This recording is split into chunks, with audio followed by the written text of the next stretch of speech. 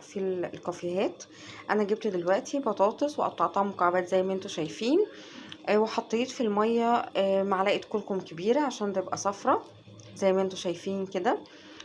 بتاخد طبعا نص سلقه، ما بتاخدش سلقه كامله. انا دلوقتي قفلت عليها واقول لكم ايه المكونات بقى طبعا اللي احنا هنحطها عليها.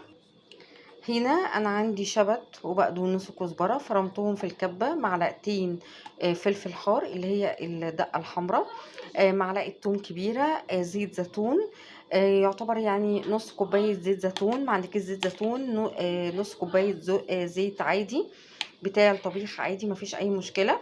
عندك كمون وعندك كزبره وعندك فلفل اسود والملح بتاعنا ومعلقه كركم. طبعا الملح على حسب ما انتي عايزه. بتقلبيهم كويس جدا وبتدوقي الحدوقيه بتاعتك، وبعد كده بتقلبي